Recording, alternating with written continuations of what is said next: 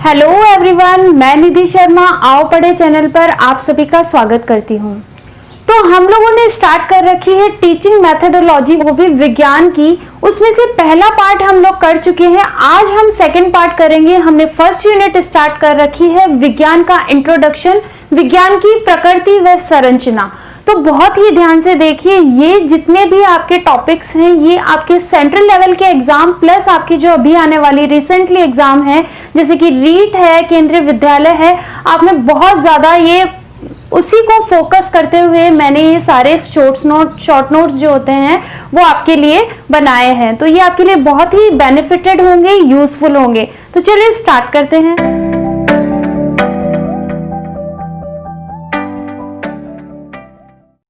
तो फ्रेंड्स, विज्ञान की प्रकृति में या विज्ञान की संरचना में हमने कुछ पॉइंट्स तो पढ़ लिए थे, उनके इंट्रोडक्टरी पार्ट पढ़ लिया था, कुछ डेफिनेशंस को क्लियर कर लिया था।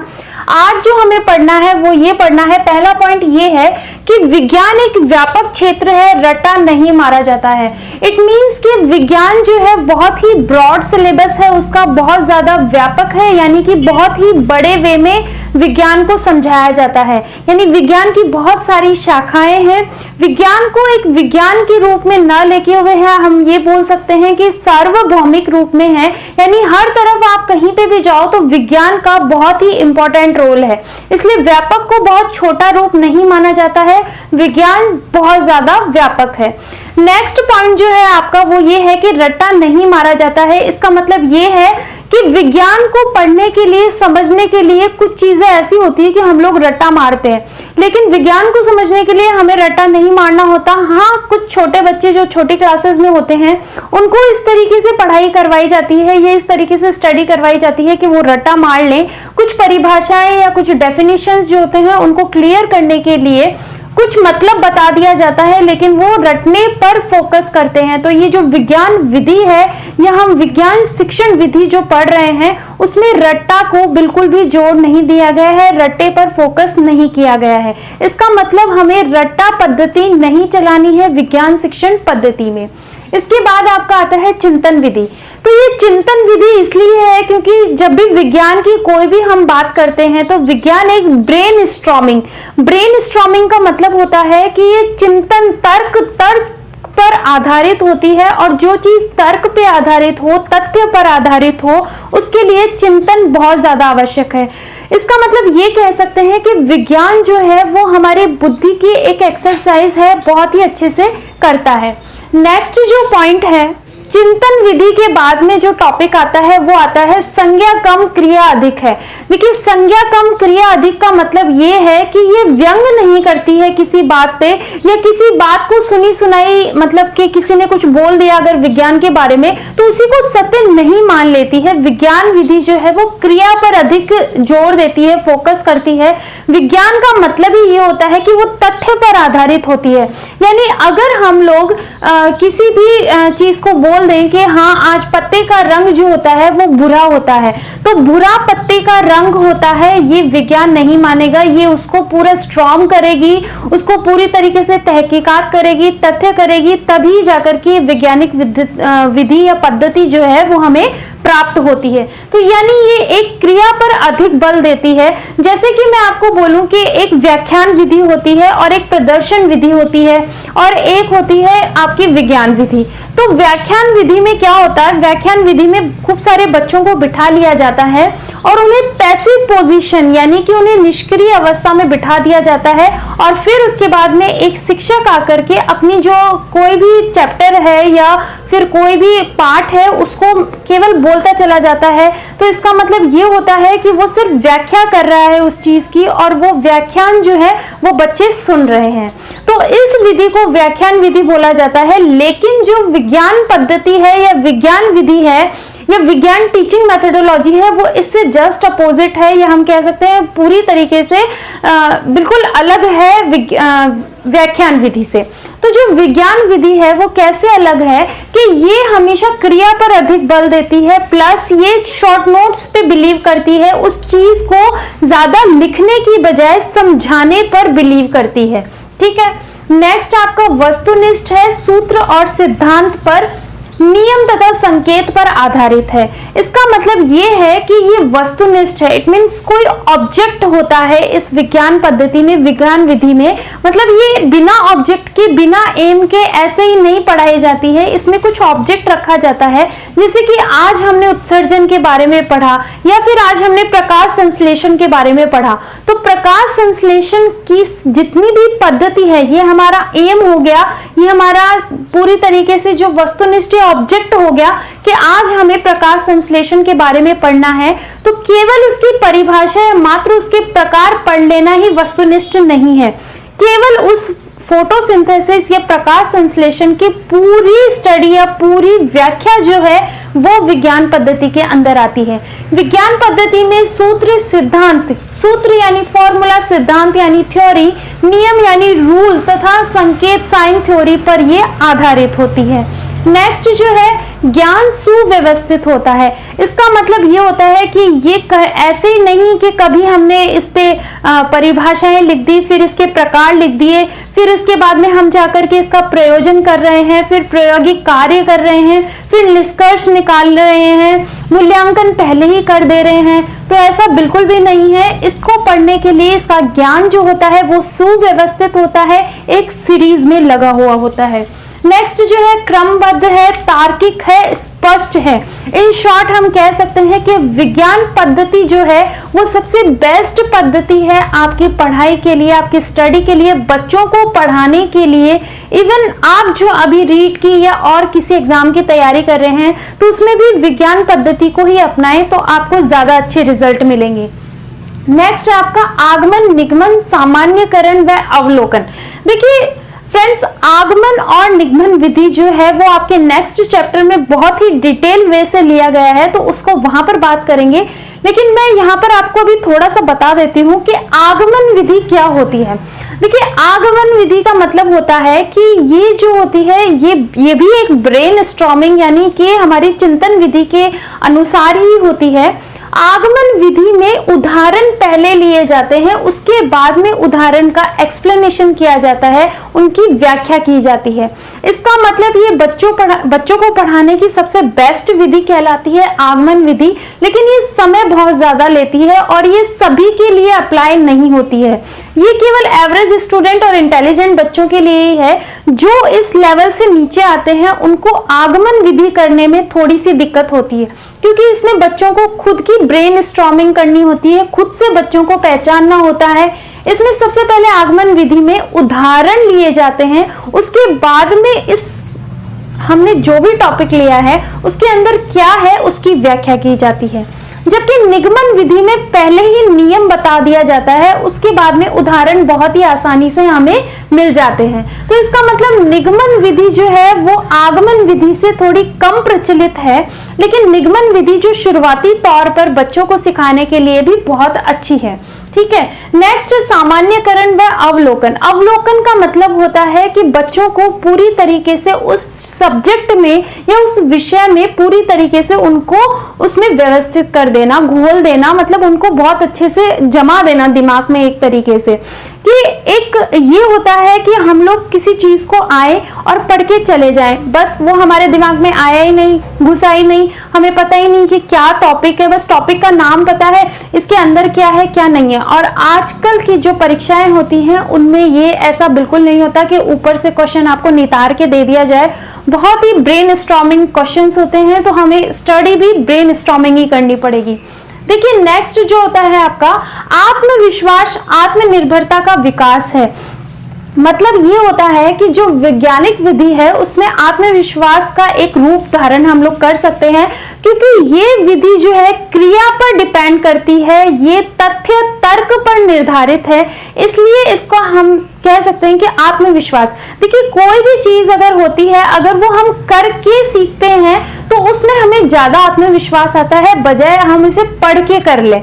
इसका मतलब कि पढ़ने के बाद में अगर हमने कोई चीज पढ़ी है या फिर हमने कोई चीज सुनी है तो वो सुनकर के हमें हाँ भाई हो गया, हमें याद हो गया, लेकिन वही चीज अगर हम खुद करके देख लें, यानी कि जैसे आप मेरे नोट्स हैं, ये शॉर्ट नोट्स हैं, सुनने के बाद में उनको खुद से लिख लें तो आपको बहुत अच्छे से याद हो जाएगा। तो इसका मतलब आपका आत्मविश्वास जो है वो भी बढ़ जाएगा।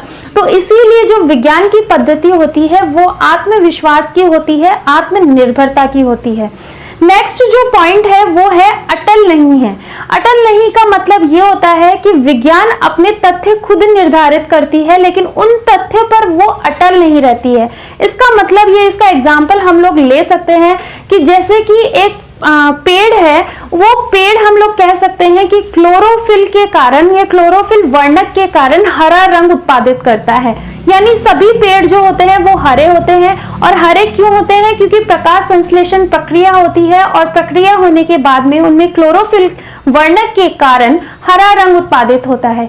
लेकिन विज्ञान इस पर अटल नहीं है, क्योंकि कई पत्तों में ज़ैंथोफिल के कारण और भी वर्णक होते हैं, ज़ैंथोफिल होता है या और भी वर्णक होते हैं, उनके कारण रंग अलग अलग आ जाते हैं। तो विज्ञान उनको भी मानती है, यानी अपने ही तथ्य पर वो अटल नहीं रहती है, लेकिन हाँ वो तथ्य पर अटल नहीं है, लेकिन अपने जो भी उसने तथ्य निकाले हैं, जो निष्कर्ष निकाले हैं, उनको वो तर्क रूपी समझाने के लिए बिल्कुल तैयार है। तो ये है विज्ञान की बहुत सारी विशेषताएं। नेक्स्ट देखते हैं विज्ञान की प्रक्रिया के चरण कौन कौन से होते हैं। ये चरण आपको सीक्वेंस वाइज याद रखने चाहिए।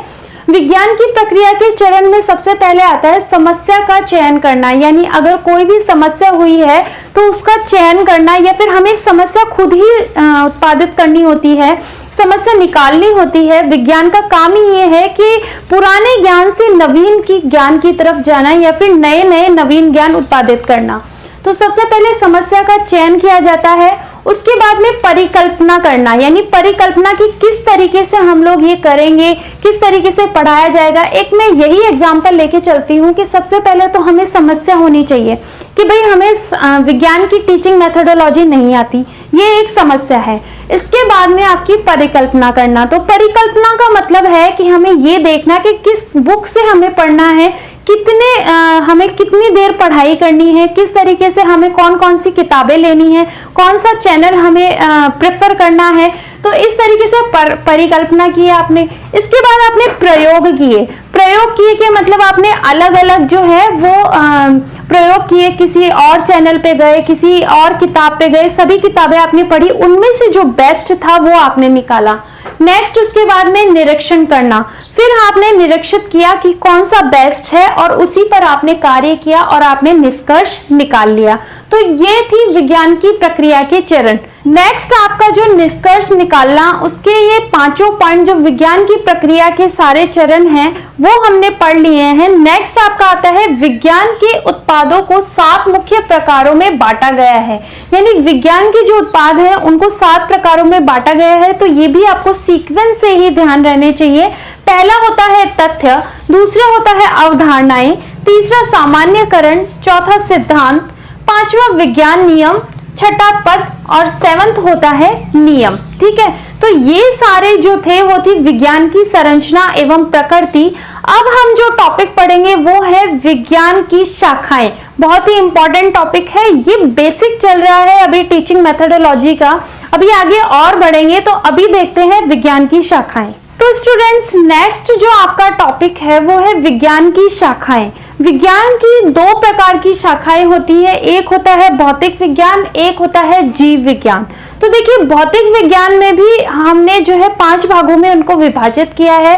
पहला होता है भौतिकी विज्ञान। देखिए भौतिकी विज्ञान क्या होता है, जितनी भी निर्जीव वस्तुएं होती हैं, आप मशीन ले लो, किसी भी निर्जीव वस्तु के बारे में जानकारी करना, उसकी स्टडी करना कहलाता है भौतिकी विज्ञान। रासायनिक विज्ञान का मतलब ये होता है कि आपने कोई भी उत्पाद लिया है, उसकी संरचना कैसी है, उसके अंदर कौन कौन से सॉल्ट है, उनके अंदर कौन से कंपाउंड है, ये सब चीजें हमें पता होनी चाहिए। वो सब आता है रासायनिक में या फिर केमिस्ट्री में। नेक्स्ट आपका आता है भूगर्भिकी। भूगर्भिकी का मतलब होता है कि ये जमीन के अंदर जितनी भी चीजें होने वाली होती हैं उनकी स्टडी करना, उनकी व्याख्या करना कहलाता है भौतिकी विज्ञान में।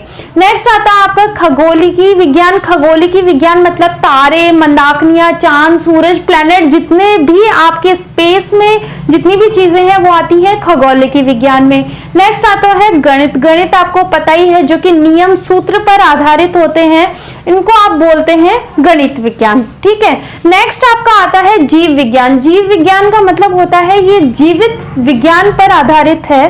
पहला आता है चिकित्सा। चिकित्सा का मतलब होता है कि कौन सी मेडिसिन आपकी किस चीज में काम में आने वाली है, कौन सी दवाई आपकी किस सूक्ष्म जीव से बनी है। मैंने आपको बताया है कि लाभ और हानि सूक्ष्म जीवों की, तो वो लाभ में जो आती है वो चिकित्सा में लाभ में आती हैं। जितने भी माइक्रो ऑर्गेनिज्म होते हैं, जितने भी सूक्ष्म जीव होते हैं, वो सब चिकित्सा में काम में आते हैं। नेक्स्ट आता है आपका वनस्पति विज्ञान, जिसे हम बॉटनी भी बोलते हैं, जिसमें पेड़ पौधों की स्टडी की जाती है, पेड़ पौधों का अध्ययन किया जाता है, उसमें आती है वनस्पति विज्ञान में। नेक्स्ट आता है प्राणी विज्ञान, जिसको जूलॉजी बोला जाता है। प्राणी विज्ञान में एक सूक्ष्म जीव से लेकर के आपके जितने भी मैमल्स या जितने एक उच्च वर्ग के जो जितने प्राणी होते हैं वो सब आते हैं प्राणी विज्ञान में। कुछ विज्ञान के शिक्षण के उद्देश्य क्या है। वैसे तो ये नॉर्मल सा ही पॉइंट है कि उद्देश्य हमें क्यों पता है, क्या होता है उद्देश्य। किसी भी चीज को पढ़ने का उद्देश्य अगर हम ले तो वो पॉजिटिविटी में ही जाता है। देखिए पॉजिटिविटी का मतलब ये होता है कि उससे पढ़ने से हमें बहुत सारे फायदे होते हैं। तो क्या क्या होता है, एक तो अनुशासन आता है। विज्ञान अगर कोई भी स्टूडेंट पढ़ता है तो उसमें बिल्कुल अनुशासन होना चाहिए। अनुशासित रहेगा तो ही काम होगा, क्योंकि जैसे मान लीजिए रसायन विज्ञान वो पढ़ रहा है और रासायनिक अवस्था में अगर वो अनुशासित नहीं है तो एक कंपाउंड जो होता है उसे 2 सेकेंड लगते हैं, 2 सेकंड के अंदर अंदर वो अपना रंग या रूप बदल लेता है। तो अनुशासित होना जरूरी है, नैतिक होना जरूरी है, सामाजिक रूप से हमें सामाजिकता सिखाता है विज्ञान पद्धति। मनोवैज्ञानिक मतलब विज्ञान पद्धति जो है वो बच्चों की साइकोलॉजी भी बताती है, मनोवैज्ञानिक रूप से भी ये बहुत ज्यादा काम देती है विज्ञान। नेक्स्ट आती है समस्या समाधान। ये तो हमें पता ही है, हम शुरू से लेके अभी तक यही बोल रहे हैं कि समस्या का समाधान निकालती है विज्ञान पद्धति। तो ये थी विज्ञान की प्रकृति और संरचना और शाखाएं। इसका मतलब आपका फर्स्ट चैप्टर जो है टीचिंग मेथोडोलॉजी का वो यहाँ खत्म होता है। इसके बाद जो है वो हम इसके क्वेश्चंस देखते हैं कि वो किस तरीके से पूछे जाते हैं। तो चलिए देखते हैं। तो फ्रेंड्स, ये हैं आपके टॉपिक से रिलेटेड कुछ क्वेश्चंस जो मैंने निकाले हैं, जो कि एग्ज़ाम्स में पूछे जाते हैं। इसी टाइप्स के क्वेश्चन पूछे जाते हैं आपके एग्ज़ाम में। जो हमने जो भी स्टडी की है अभी तक उसी से रिलेटेड ये क्वेश्चंस हैं। तो आप बिल्कुल कितने सही करें कमेंट बॉक्स में बताइएगा ज़रूर कि आपके कितने सही हुए। तो पहला प्रश्न है, विज्ञान मनुष्य को डैश दृष्टिकोण अपनाने में सहायक होता है।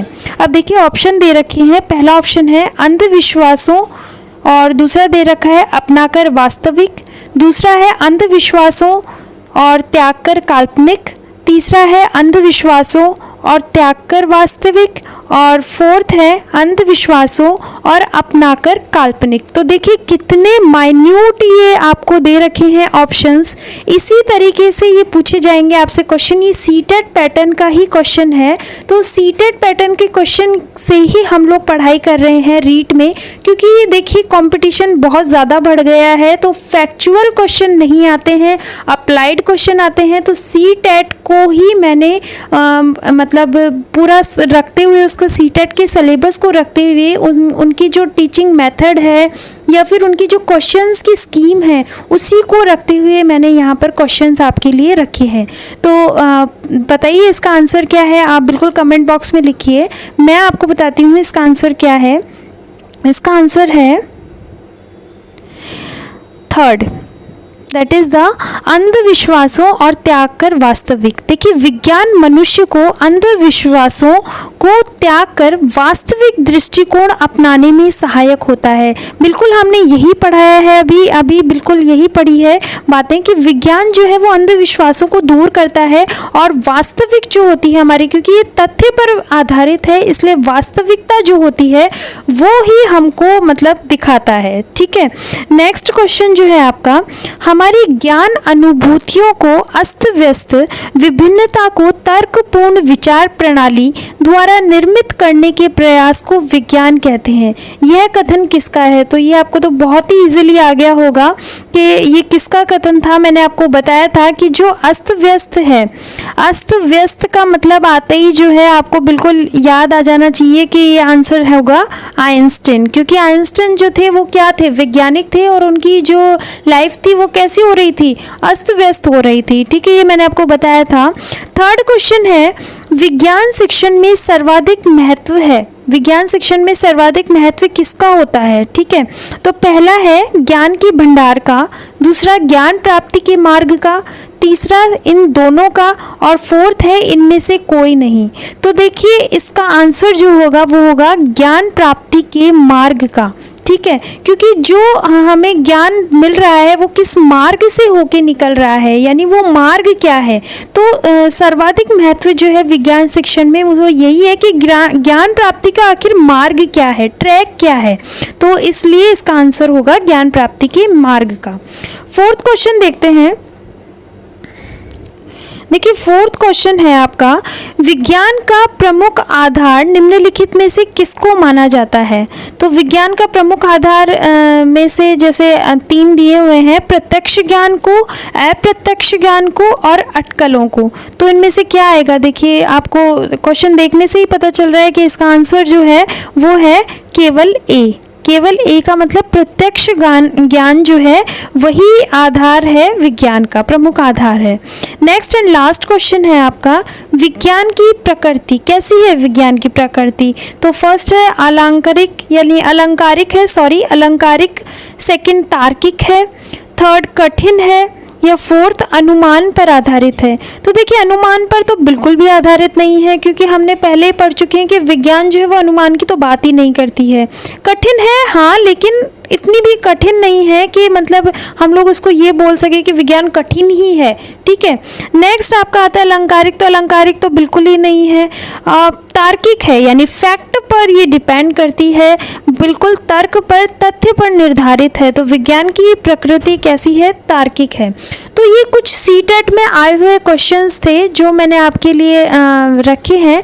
ऐसे हम लोग हर वीडियो के बाद में क्वेश्चन सॉल्व करेंगे, जिससे कि हमें पता लग जाए कि हमने जो टॉपिक पढ़ा है उसमें से कौन से क्वेश्चन आने वाले हैं और किस तरीके से आने वाले हैं।